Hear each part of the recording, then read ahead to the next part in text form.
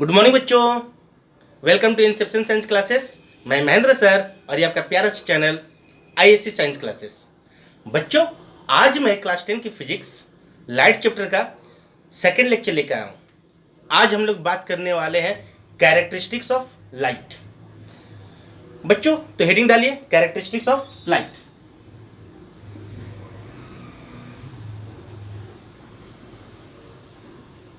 Characteristics of light. बच्चों, light का nature क्या है? लाइट एक ट्रांसवर्स वेव है। लाइट बच्चों कैसी वेव है? इलेक्ट्रोमैग्नेटिक वेव्स और ट्रांसवर्सल वेव बोल सकते हैं। ठीक है बच्चों, ट्रांसवर्सल वेव के लिए जो प्रोपेगेट करने का कंडीशन है वो क्या है? उसकी कोई भी मेटेरियल मीडियम की जरूरत नहीं है। ट्रांसवर्सल वेव बच्चों किसी भी मीडियम में ट्रेवल कर सकती है। जैसे आपकी मैकेनिकल वेव जो होती है, जैसे साउंड वेव को क्या बच्चों ट्रैवल करने के लिए मेटेरियल मीडियम की जरूरत है, लेकिन लाइट को वेव को ट्रैवल करने के लिए मेटेरियल मीडियम की जरूरत नहीं होती है। बच्चों ये किसी मीडियम में ट्रैवल कर सकती है। ठीक है, तो बच्चों फर्स्ट प्रॉपर्टीज क्या है? Light can travel in vacuum. Vacuum travel कर सकते हैं। वैक्यूम बच्चों क्या है? वैक्यूम जहां पर कुछ नहीं है, ना एयर है ना कुछ भी स्पेस में। ठीक है, तो बच्चों वहां से भी रेज आती है ऊपर से, जबकि ऊपर में कुछ नहीं है, स्पेस में क्या है? खाली है, कुछ नहीं, तो भी रेज हमारे तक पहुंच रही है, सन की रेज। ठीक है, इसका मतलब है वैक्यूम में भी रेज ट्रेवल करती है। ठीक है बच्चों, स्पीड कितनी होती है वैक्यूम में?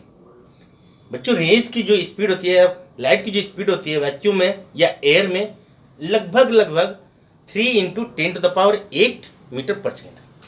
ठीक है, तो स्पीड ऑफ लाइट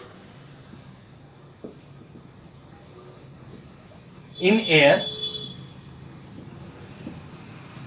और वैक्यूम is nearly about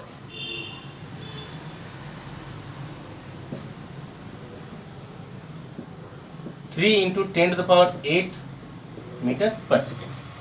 ठीक है बच्चों, आज समझ सकते हैं कि कितनी ज्यादा स्पीड है। जो सन है बच्चों अर्थ से कितनी दूर है, हमसे कितनी दूर है सन, फिर भी उसकी रेज हम तक पहुंचने में कितनी टाइम लगती है? महज 8 सेकेंड। ठीक है, तो आप समझ सकते हैं, अंदाजा लगा सकते हैं कितनी ज्यादा स्पीड है। ठीक है ना बच्चों, और क्या है? लाइट बच्चों, light can pass through transparent medium. अगर आपके पास ट्रांसपेरेंट मीडियम है बच्चों, तो लाइट क्या करेगी? उसके आर पार आसानी से निकल जाएगी। ठीक है तो बच्चों सेकेंड पॉइंट है, light can pass through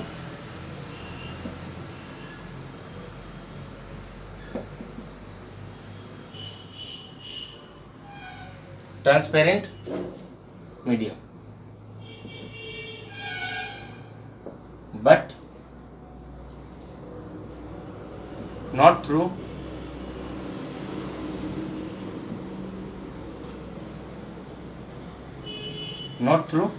opaque medium। ठीक है बच्चों, लाइट ट्रांसपेरेंट मीडियम के थ्रू पार कर सकती है, लेकिन ओपेक मीडियम में लाइट पार नहीं करेगी, वहां ब्लॉक हो जाएगी। ठीक है बच्चों, क्लियर? बच्चों लाइट का नेचर क्या है? लाइट स्ट्रेट लाइन में मूव करती है। ठीक है, लाइट जो बच्चों ट्रेवल कैसे करते हैं? स्ट्रेट लाइन में। ठीक है, तो नेक्स्ट है लाइट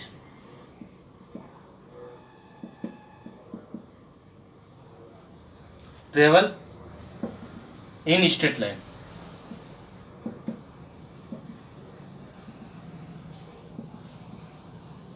ठीक है बच्चों, लाइट कैसे बच्चों स्ट्रेट लाइन में ट्रेवल करती है। ठीक है, क्लियर? बच्चों जब लाइट पॉलिश्ड सरफेस या रिफ्लेक्टिंग सरफेस पे जब भी पड़ेगी तो लाइट वहां से बच्चों रिफ्लेक्ट हो जाएगी। ठीक है बच्चों, when light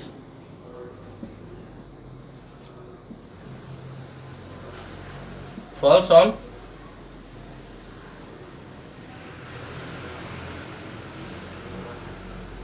reflecting surface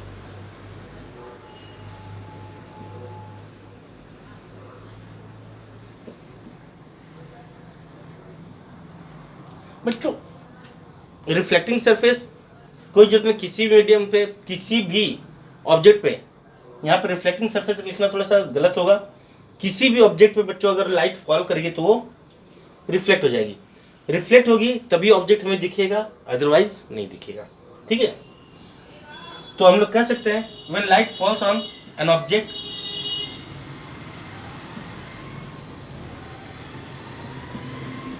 it reflects. ठीक है बच्चों, तो ऑब्जेक्ट पर अगर लाइट पड़ेगी तो लाइट क्या होगी बच्चों, रिफ्लेक्ट कर जाएगी। अगर लाइट रिफ्लेक्ट नहीं करेगी तो ऑब्जेक्ट हमें दिखाई नहीं देगा। ठीक है, नेक्स्ट बच्चों, नेक्स्ट अगर बच्चों लाइट एक मीडियम से दूसरे मीडियम में ट्रेवल करेगी, मीडियम चेंज करेगी। ठीक है, मान लेते हैं कि यहाँ पर क्या है, एयर है, नीचे पानी है, वाटर है। जब एयर से वाटर में जब ट्रेवल करेगी तो बच्चों क्या हो गया, medium change.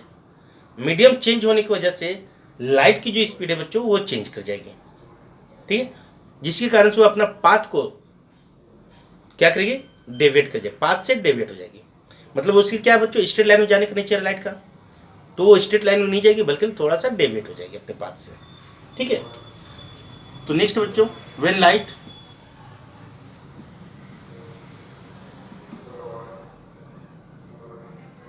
travels from one medium to another,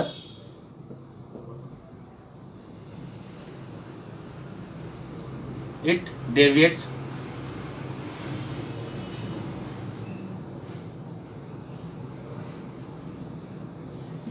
from its path। ठीक है बच्चों, अपने पाथ से वो क्या करेगी, डेविएट कर जाएगी। ठीक है, क्लियर बच्चों, इसे नोट कर लीजिए, मैं इसे इरेज कर रहा हूं।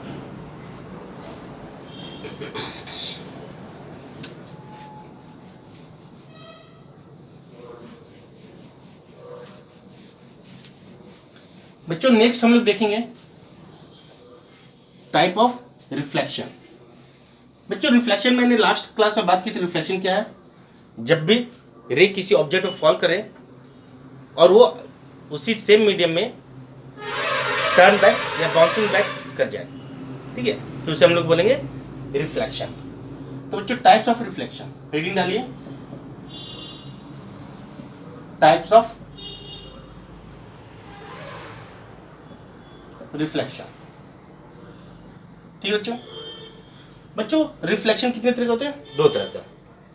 ठीक है, फर्स्ट है डिफ्यूज और इरेगुलर।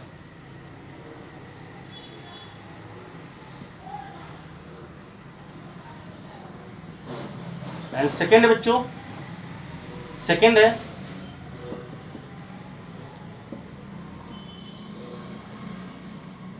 Regular reflection. ठीक है बच्चों, बच्चों डिफ्यूज क्या है, डिफ्यूज रिफ्लेक्शन। बच्चों अगर मेरा जो सरफेस है, रिफ्लेक्टिंग सरफेस है, अगर वो रफ हुआ, ठीक है, जो रिफ्लेक्टिंग सरफेस है बच्चों रफ हुआ, ये कैसे है, rough.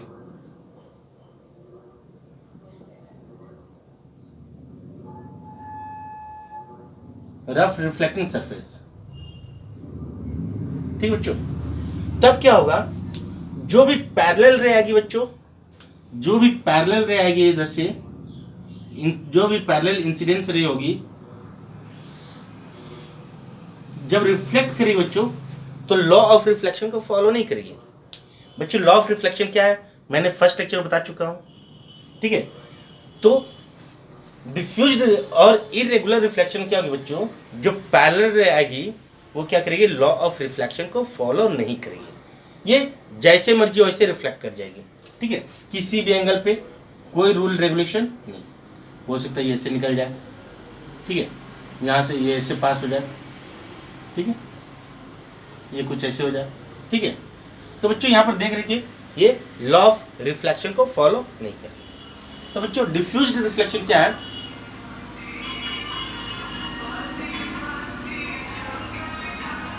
Diffused reflection do not follow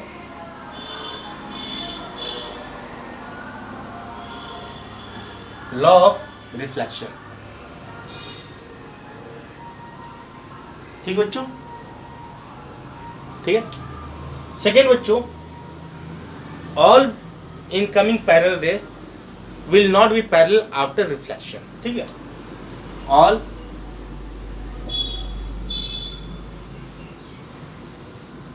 all incoming parallel रे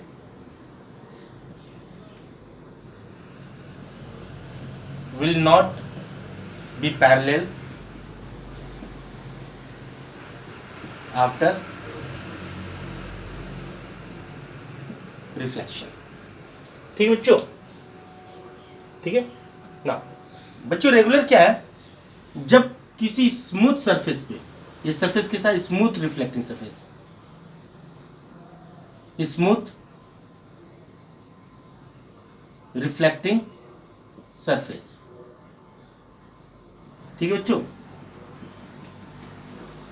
तब इस केस में बच्चों जो इंसिडेंस पैरेलल रे होगी after reflection all rays will be parallel, ठीक है बच्चों। सभी रेज रिफ्लेक्शन के बाद पैरेलल ही रहेगी, और ये बच्चों क्या होगा? लॉ ऑफ रिफ्लेक्शन को फॉलो करेगा, ठीक है। फर्स्ट बच्चों क्या है इसमें? All incoming parallel rays will be parallel to all incoming rays parallel will be parallel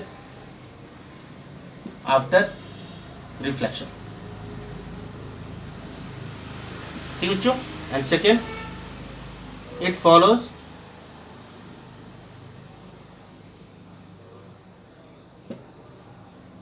law of reflection, ठीक है बच्चों। लॉ ऑफ रिफ्लेक्शन को ये फॉलो करेगी, ठीक है, क्लियर। इसे कॉपी कर लीजिए, मैं इसे इरेज कर रहा हूं।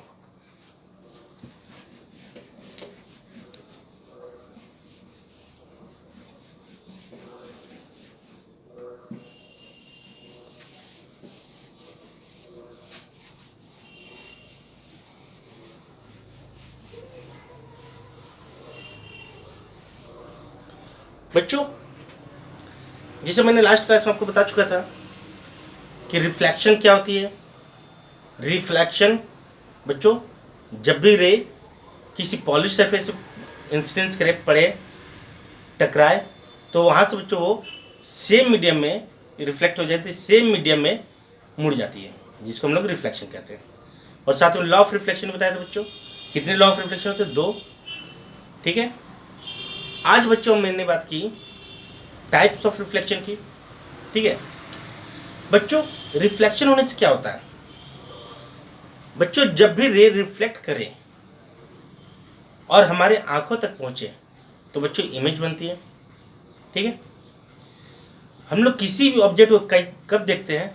जब रे रिफ्लेक्ट होके किसी ऑब्जेक्ट से रिफ्लेक्ट होके हमारी आंखों तक पहुंचे, ठीक है। अगर ऑब्जेक्ट से रे रिफ्लेक्ट नहीं हो और ऑब्जेक्ट से बच्चों रे रिफ्लेक्ट नहीं हो, तब क्या होगा? तो हमें ऑब्जेक्ट दिखेगी नहीं। तो बच्चों नेक्स्ट क्लास में हम लोग बात करने वाले इमेज पे। तो आज के लिए इतना ही, बाय।